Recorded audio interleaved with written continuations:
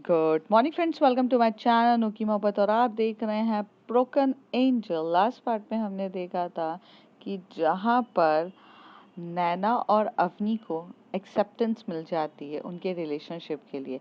हाँ, अवनी के mom and dad दोनों एक्सेप्ट कर लेते हैं नैना को उनकी बहू की तरह, और जब ये एक्सेप्टेंस मिल जाती है वो काफ़ी ज़्यादा खुश हो जाती है और खुश होकर नैना को टाइटली हग नैना अवनी को जाके टाइटली हग करती है और वो पहले जैसे बच्चों की तरह कूदने लगती है।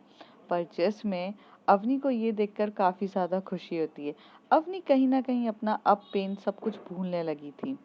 अब उसके आगे दोनों एक दूसरे को बहुत ज़्यादा काफ़ी टाइट हग करे रहते हैं, और टाइट हग करते करते तो अवनी जो रहती है वो नैना को कहती है, थैंक यू मुझे संभालने के लिए, इतने हार्ड टाइम में मेरा साथ देने के लिए, और मुझे छोड़ने के लिए नहीं।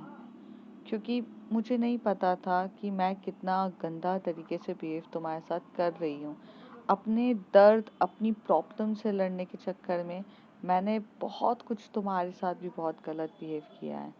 अ, शायद उस समय कोई भी होता मुझे कोई भी होता ना तो मुझे छोड़ देता, बट अवनी को तुमने नहीं छोड़ा।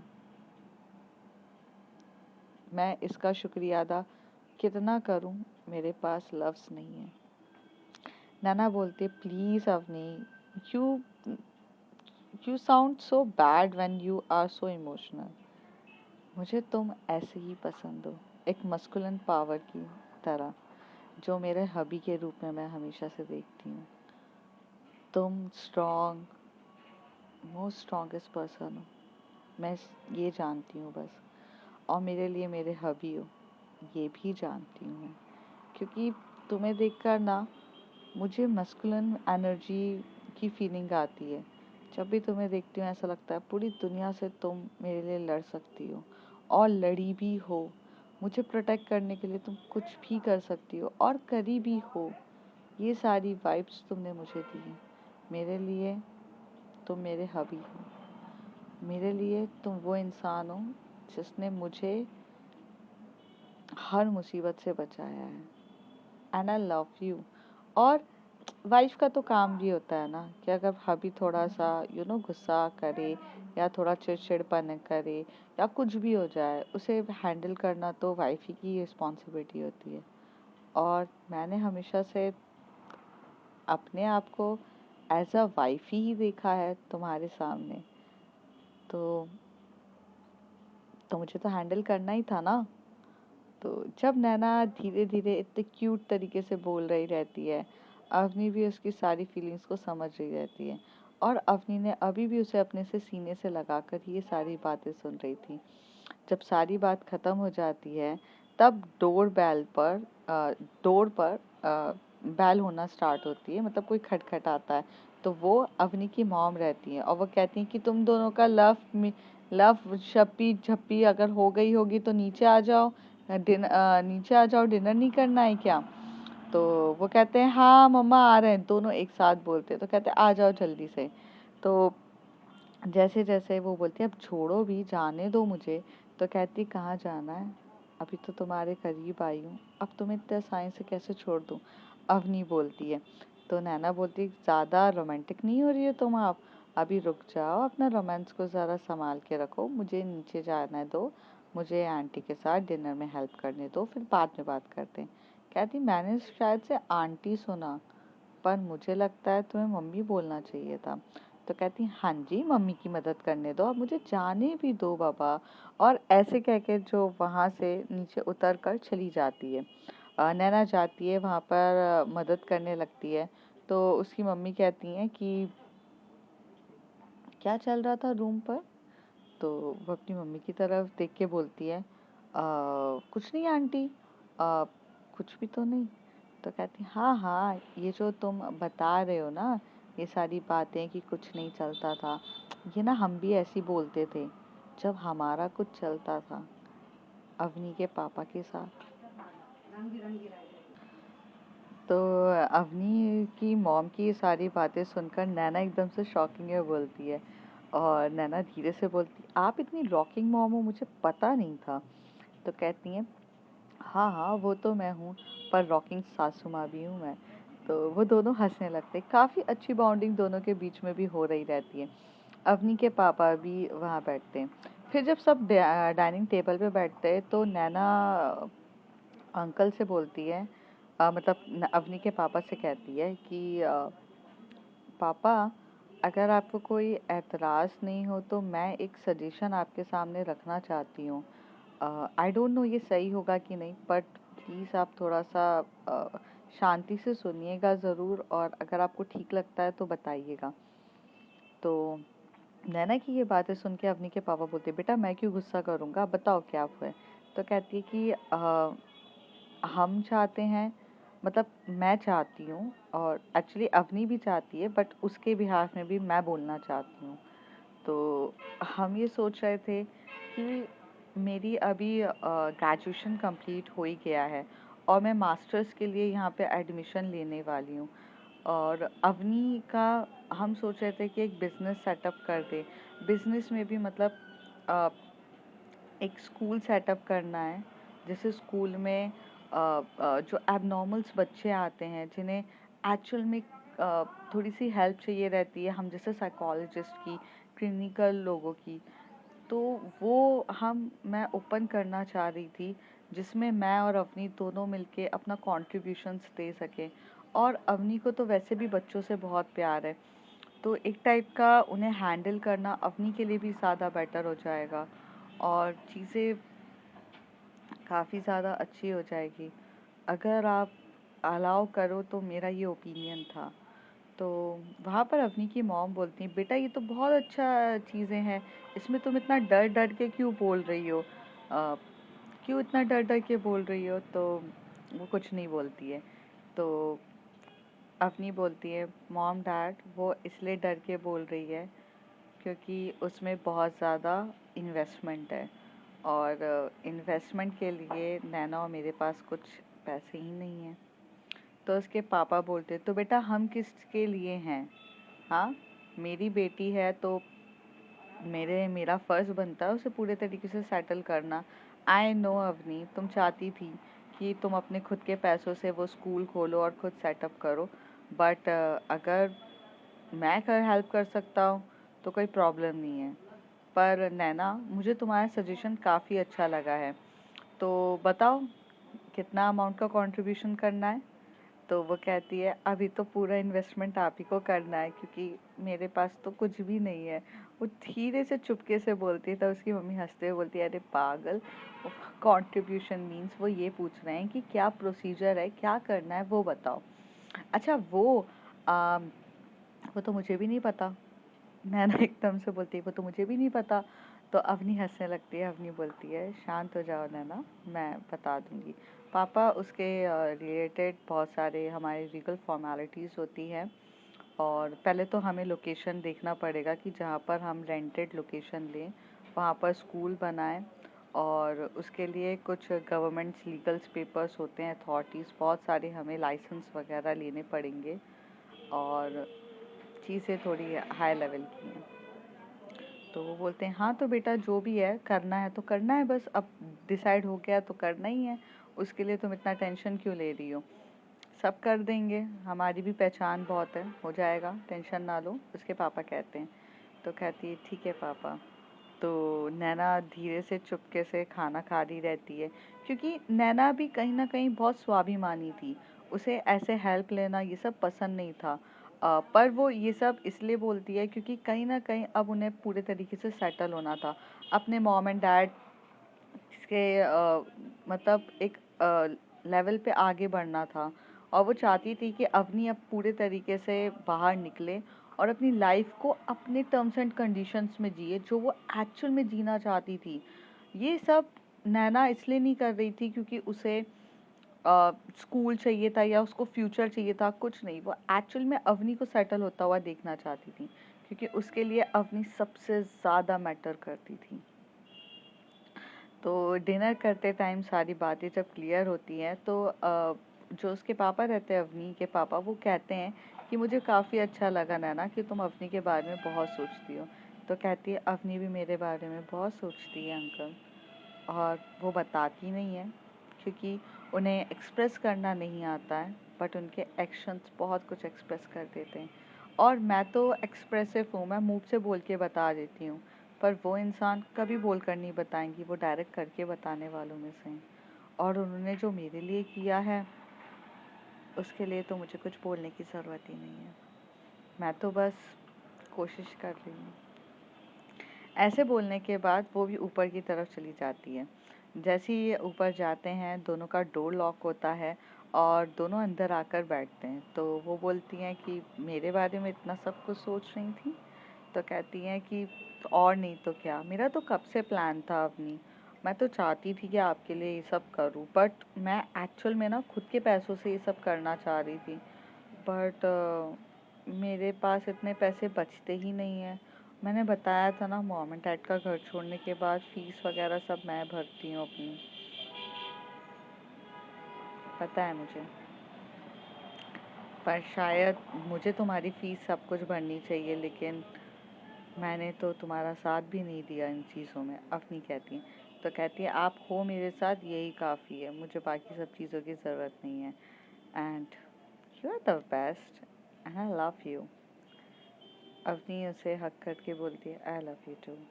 और ऐसे करके जो अवनी रहती है वो फिर से नैना के ऊपर आती है और नैना को लिप किस करने लगती है।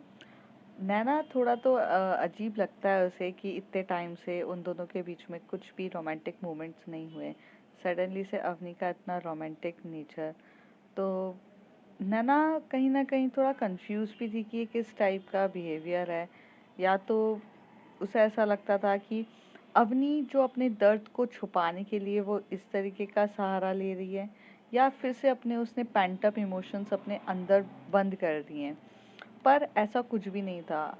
अवनी को एक्चुअल में नैना के साथ वो सारे मोमेंट्स बिताने थे, क्योंकि वो अब नए सिरे से सब कुछ स्टार्ट करना चाहती थी। जिस रात अवनी ने बहुत कुछ रोकर अपना सब कुछ दिल खाली कर दिया था, उसी दिन उसने अपने पास्ट को पीछे छोड़ के आगे बढ़ने की कसम भी खा ली थी।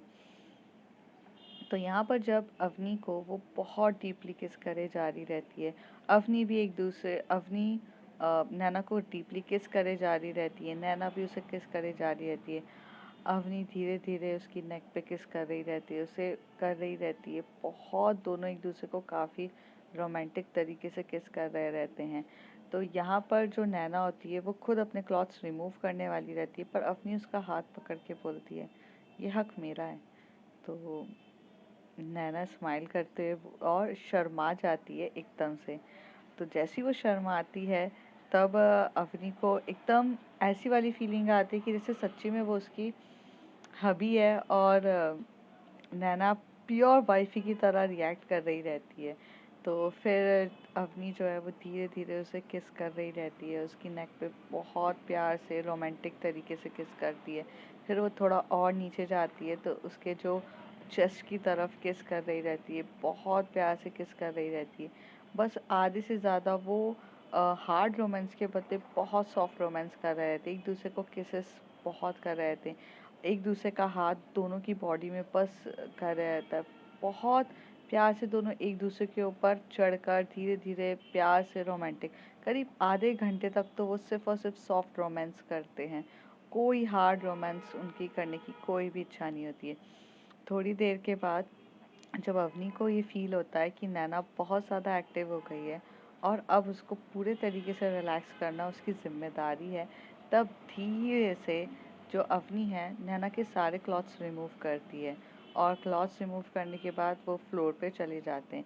फिर धीरे से अवनी आती है और उसे बहुत प्यार से किस करते हुए उसको सेटिस्फाइड कर रही रहती है, बहुत सॉफ्टली तरीके से सेटिस्फाइड कर रही रहती है। पहले वो ऊपर के पार्ट पे बहुत किसेस वगैरह करती है, फिर वो जब लोअर पार्ट पे जाती है तब भी वो उसे उतने ही रोमांटिक तरीके से पैशनेट वे से देख रही रहती है। नैना की आंखें बहुत पैशनेट हो जाती है, उसकी नैना की आंखें इतनी ज़्यादा एक्टिव हो जाती है कि वो अब ऐसा था कि अगर उसे 1 मिनट भी उससे दूर रही अवनी तो वो मछली बिन पानी के तड़पती है। वैसी वाली फीलिंग आ जाएगी। तो दोनों काफ़ी ज़्यादा रोमांटिक कपल की तरह बहुत बहुत ज़्यादा डीपली इंटीमेट हो रहे थे। थोड़े टाइम के बाद जब नैना रिलैक्स हो जाती है और वो धीरे से बोलती है, thank you, I really need that. तो अवनी स्माइल करने लगती है और अवनी देखती है। फिर नैना और अवनी एक दूसरे को टाइटली हग कर रहे रहते हैं। जो अवनी रहती है उसकी बाहों में नैना रहती है और उसके सीने से रख कर रहती है। फिर थोड़ी देर के बाद जब दोनों 10-15 मिनट के बाद रिलैक्स हो जाते हैं, तब नैना उसके ऊपर आती है और बोलती है, इजाज़त हो आपकी तो हम भी कर सकते हैं। तो अवनी बोलती है, इसमें इजाज़त की क्या बात है, हक है आपका, आप कर सकते हो। तो वो स्टार्ट होता है रोमांस। एक्चुअली नैना अभी भी बहुत सेंसिटिव तरीके से समझती थी अवनी का, और इसलिए ना वो हमेशा से इजाज़त लेके करती थी। कभी उसे बहुत डर लगता था कि उसका एक चीज़ उसे कहीं फ्लैशबैक पे तो ना ले जाए, इसलिए वो फूक फूक के कदम चल रही थी। ऐसा नहीं था, प्यार नहीं था, पर वो थोड़ा सा सेफ साइड भी चलना पसंद करती थी, क्योंकि इस चीज़ों को गुजरे हुए ज़्यादा समय भी नहीं हुआ था। फिर जो नैना है वो बहुत सॉफ्ट तरीके से अवनी के लिप पे किस करती है। फिर अवनी को बहुत धीरे धीरे प्यार से रोमांटिक तरीकों से धीरे धीरे धीरे कर रही रहती है। वो अपने हाथ का इस्तेमाल कभी नहीं करती थी, वो सिर्फ और सिर्फ अपने होठों का इस्तेमाल करती थी, क्योंकि हाथ का इस्तेमाल करके प्रेस करना या कुछ भी चीज़ करना, नैना को ऐसा लगता था कि वो कहीं न कहीं बहुत हार्ड तरीके से करेगी उसके साथ, तो उसे वही चीज़ पुरानी याद आ जाएगी। इसलिए वो बहुत सॉफ्ट तरीके से करती थी।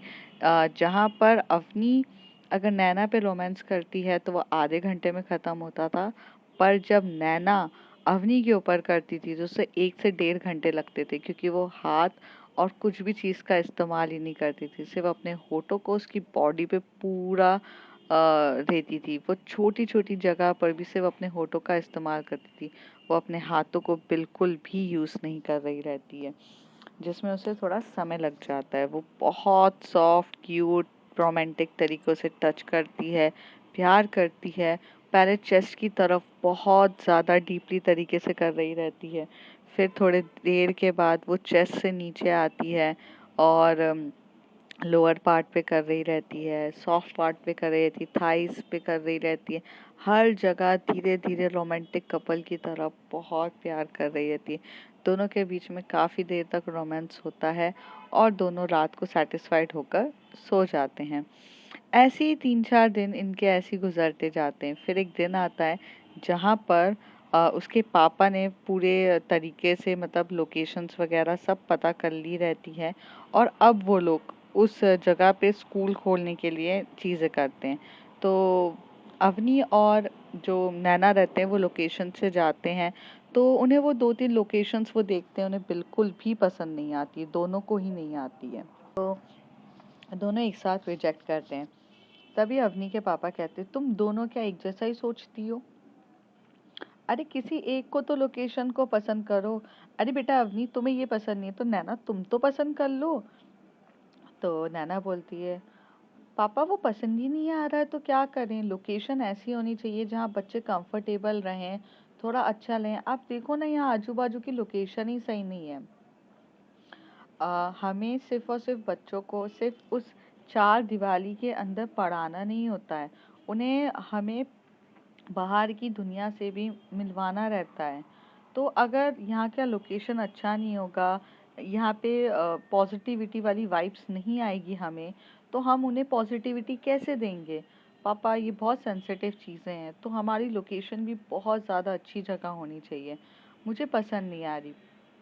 फिर ऐसी लोकेशंस को डिसाइड करते करते पूरा का पूरा 1 से डेढ़ महीना बीत जाता है। डेढ़ महीने के बाद फाइनली लोकेशन डिसाइड होती है और लीगल फॉर्मेलिटीज़ जो होनी चाहिए थी वो स्टार्ट हो जाती है, और इस तरीके से अवनी और नैना दोनों मिलकर वो स्कूल को स्टार्ट करते हैं। स्कूल काफ़ी अच्छा चल रहा था और चीज़ें धीरे धीरे अब अपनी स्मूथ लाइन पे हो रही थी। अवनी और नैना की भी लाइफ बहुत स्मूथ होने लग गई थी पहले जैसी, और दोनों के बीच में कंपैटिबिलिटी, सॉफ्ट रोमांस बहुत ज़्यादा अब डीपली हो रहा था। नैना बहुत प्यार से कभी भी आके अवनी को किस करती थी, अवनी को टच करती थी, अवनी के साथ फिजिकल कहीं पर भी कभी भी होने के लिए रेडी रहती थी। यहाँ पर अवनी भी नैना की ये सारी बचकानी हरकतों को एंजॉय करती थी। उसे टच करना, उसे ये सब चीज़ें सब कुछ अच्छा चल रहा था। फिर एक दिन ऐसा होता है कि जहाँ पर नैना को फ़ोन आता है, और नैना को जब फ़ोन आता है तो नैना वही फ़ोन बहुत गंभीरता से लेकर बात कर रही रहती है।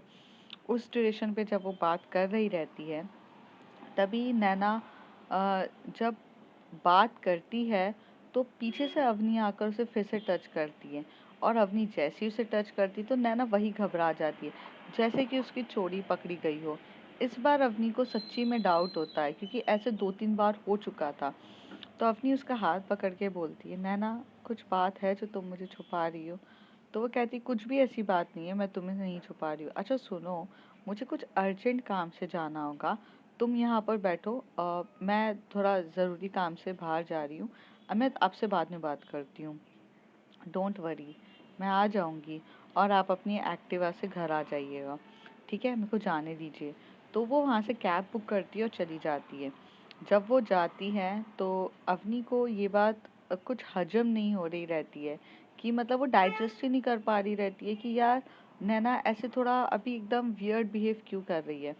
तो वहाँ पर ना जब स्कूल लॉन्च हुआ था तो 2-3 फैकल्टीज़ भी रखी थी संभालने के लिए। तो वो अवनी जो होती है वो उन फैकल्टी से कहती है कि मुझे आधे घंटे में मैं आ रही हूँ, आप प्लीज़ ध्यान रखिए, बच्चों को कहीं जाने मत दीजिएगा, और उनके साथ काफ़ी कोऑपरेटिव तरीके से बिहेव करिएगा।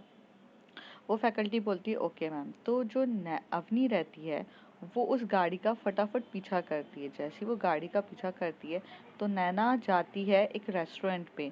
उस रेस्टोरेंट पे वहाँ पर अनु रहती है, वहाँ पर रोहित बैठा रहता है, वहाँ पर उसका जो विवान करके जर्नलिस्ट रहता है वो बैठा रहता है, और सबसे शॉकिंग बात रहती है कि अवनी के पापा वहाँ बैठे हुए रहते हैं।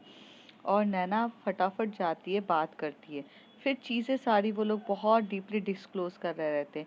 अवनी काफ़ी ज़्यादा दूर होकर ये बातें सुन रही रहती है, तो उसे सुनाई नहीं देता है। अवनी एक काफ़ी दूर रेस्टोरेंट पे बैठी रहती है, बहुत धीरे धीरे बातें चल रही रहती है, हर एक एक चीज़ को बात करे जा रही थी, धीरे धीरे सब कुछ पता करे जा रहा है, जिसमें अवनी काफ़ी ज़्यादा कश्मकश में रहती है कि भाई वो तो छोड़ो, उसकी खुद की पर बहुत ज़्यादा उसके दिमाग में क्वेश्चंस चल रहे रहते हैं, लेकिन वो पूछना नहीं चाहती है। फिर वो चुपचाप वहाँ से स्कूटी पकड़ती है और चली जाती है। अब उसे कहीं न कहीं अंदाज़ा तो था कि ये क्या चीज़ें हो रही हैं, बट वो कुछ भी पूछती नहीं है। उसे इतना भरोसा रहता है कि अगर अवनी और पापा अगर नैना अवनी को इतना भरोसा रहता है कि अगर नैना और उसके पापा इन्वॉल्व्ड हैं, तो कुछ अलग ही मैटर होगा या सीरियस मैटर होगा जो जो मुझे बताना नहीं चाहते। इसलिए अवनी का अब पहले जैसा नेचर आ जाता है कि वो इंतज़ार करेगी जब उसे खुद बताया जाएगा।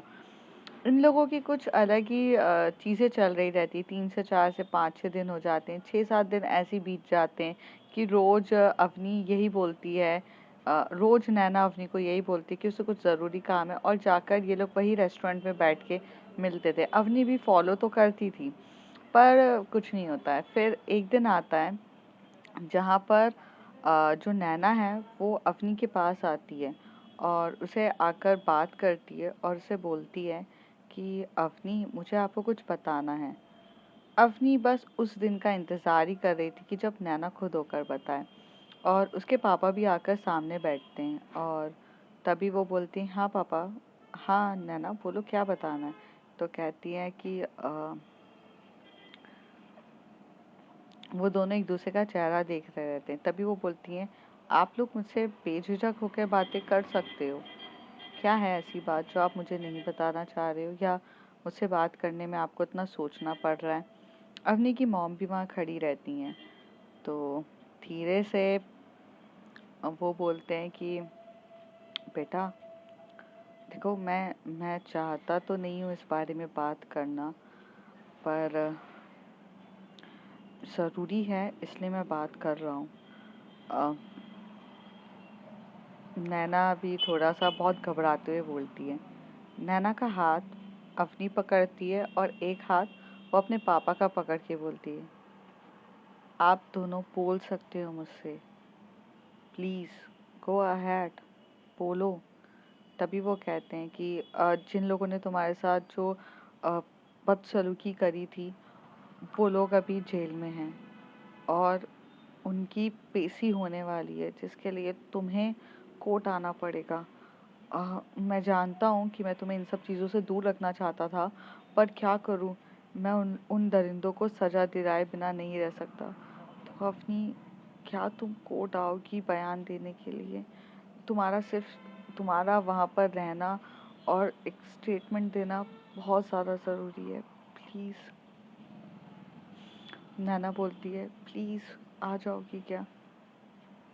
अवनी, एक तरफ से देखा जाए तो वो सारी चीज़ें भूल चुकी थी, पर फिर से वही क्वेश्चनिंग करना, लोग अगर उससे सवाल पूछेंगे कोर्ट पर कि कैसा हुआ, क्यों हुआ, और वो केसेस चलना, जिसके लिए ना वो बहुत ज़्यादा डिस्टर्ब भी हो सकती थी। पर उस समय उसकी जो मॉम है वो अवनी के कंधे पे हाथ रख के बोलती है, अगर तुम्हें नहीं चाहिए तो तुम बोल सकती हो, कोई दबाव नहीं है तुम्हें। मैं जानती हूँ कि तुम्हें अच्छा नहीं लगेगा कि कोई तुमसे वही क्वेश्चंस दोबारा पूछे, बट अवनी, तुम्हारी खुद की चॉइस है। तुम्हारे डैड और नैना ये चीज़ एक्सेप्ट करेंगे। तुम चाहो तो नो बोल सकती हो। सबके सब उसे बहुत कंफर्ट लेवल लेकर आते, तभी वहाँ पे अनु, विवान और क्या बोलते हैं, रोहित आ जाता है।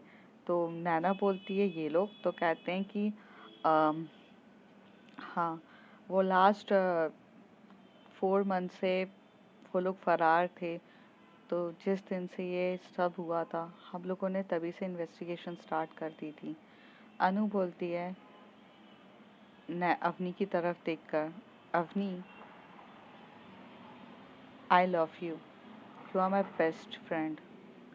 रोहित बोलता है, आई लव यू टू। तो वो बोलता है, मुझे नहीं बोलना था।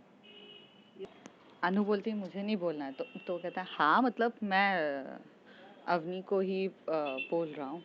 तो इन ड्यूरेशन में जो अनु रहती है और रोहित की भी बहुत अच्छी कोऑर्डिनेशन और एक अच्छी म्यूचुअल अंडरस्टैंडिंग हो जाती है, जहाँ पर इनका लड़ाई से जो चीज़ें निकली थी अब एक तरीके से कंफर्ट जोन पर आ जाती है। क्योंकि जब नैना के साथ जब अवनी के साथ ये सब कुछ हुआ था, तो नैना, अनु, विवान और रोहित ने ये डिसाइड किया था कि वो पुलिस की हेल्प के बजाय वो इंटरनल इन्वेस्टिगेशन सब स्टार्ट करेंगे, जिसमें पहले से ही डिसाइडेड था कि उन्हें बस किसी भी हालत में जस्टिस दिलाना है। और जब अवनी के पापा को भी ये चीज़ बताती है नैना, क्योंकि कमिश्नर से हेल्प थोड़ी बहुत चीज़ों के लिए उन्हें चाहिए रहती है, तो वो जब बोलती है तो उसमें अवनी के पापा भी पीछे नहीं हटते हैं हेल्प करने के लिए। तो जब सब लोग आकर अवनी को बताते हैं कि उन्होंने कैसे इन्वेस्टिगेशन पहले ही स्टार्ट कर दिया था, सब कुछ किया, आज वो इंसान प्रॉपर तरीके से जेल में है और अब उनकी पेशी है और उनके अगेंस्ट जो हमने लॉयर किया है वो भी इतना ज़्यादा मतलब पावरफुल लॉयर है कि इस बार उन्हें सज़ा मिलने से कोई नहीं रोक सकता है। There is a no chance of bail, there is a no chance of anything. इस बार जस्टिस मिलेगा, पर उसके लिए अब अवनी को भी एफर्ट करने पड़ेंगे, अवनी को कोर्ट आना पड़ेगा, अवनी को वहाँ पर बात करके अपने बयान देने पड़ेंगे, बहुत सारी चीज़ें देना पड़ेगा। तो पहले तो सब उसे नॉर्मल तरीके से बात करते हैं, फिर अवनी खुद खड़े होके बोलती है कि हाँ मैं रेडी हूँ करने के लिए। तो जब ये बात होती है तो काफ़ी ज़्यादा सबको खुशी मिलती है, क्योंकि सब ने बहुत मेहनत करी रहती है अवनी को जस्टिस दिलाने के लिए और सब बहुत अच्छे से उसे मतलब वो जान रहती है सबकी। और नैना ने तो इन दिनों मतलब बहुत पूरी जी जान लगाई रहती है उस 4 महीने में उस इंसान को पकड़ने के लिए, बहुत कुछ एफर्ट्स करे रहते हैं। भले वो दिल्ली नहीं जाती है, अवनी को 1 मिनट भी नहीं छोड़ती है, पर अवनी के जो दरिंदे लोग हैं, 4 दरिंदों को छोड़ना, उसकी वो छोड़ना भी नहीं चाहती थी। उसे बस और बस जुनून था कि मेरी अवनी को जस्टिस मिलनी चाहिए। तो फिर फाइनली वो दिन आ जाता है, 2 या 3 दिन के बाद डेट आती है जहाँ पर कोर्ट पे ये सारी चीज़ें डिस्कस होती है। जब कोर्ट पे बैठ के यहाँ से अवनी का स्टेटमेंट लिया जाता है, वहाँ से उनका वकील वकालत कर रहा रहता है, सब कुछ इधर-उधर लॉयर होते हैं, बहुत काफ़ी गंभीर तरीके से ये केस चलता है। केस का पहला जो मतलब फर्स्ट टाइम सुनवाई होती है तो उसमें बोल दिया जाता है कि इनकम्प्लीट ऑफ एविडेंस है, तो आप कंप्लीट एविडेंस करो। और तो यहाँ से इनकी एक अलग ही लड़ाई लड़ रहे रहते हैं, तो नैना पूरे एविडेंस को कलेक्ट करने के लिए ये सब चीज़ें चल रही रहती है। अवनी इस पूरे 1 वीक का जो प्रोसेस होता है उसमें ये देख रही रहती है कि नैना कितनी ज़्यादा डेस्परेट है, या कितनी ज़्यादा इनिशिएटिव है कि उसे बस जस्टिस दिलानी है। फाइनली जब 3-4 पेशियों के बाद जब लास्ट पेशी होती है इनकी, लास्ट वाली, उस लास्ट पेशी में जब खुद जज ये बोलता है कि they are guilty, they are guilty for their work and 7 years की उन्हें सजा मिलती है। और उस दिन हमारे जुडिशियल सिस्टम एक्चुअल में अवनी को जस्टिस दिलाता है, लेट ही सही पर उन्हें जस्टिस तो मिलती है। और जस्टिस मिलने के बाद बहुत से टाइम ऐसा आता है कि जहाँ पर हमारे जुडिशियल सिस्टम की कोई गलती नहीं रहती है, वो तो एविडेंस के ऊपर बेस्ड रहता है, पर जो उनको इन्वेस्टिगेशन करते हैं या जो चीज़ें होती हैं, वो लोग ही बीच के मिडिल पर्सन ही इतने ज़्यादा करप्टेड कभी कभार निकल जाते हैं कि एक लड़की को इंसाफ मिलने में बहुत प्रॉब्लम हो जाती है। पर देर आए दुरुस्त आए, सब चीज़ होने के बाद अवनी को फाइनली मिलता है।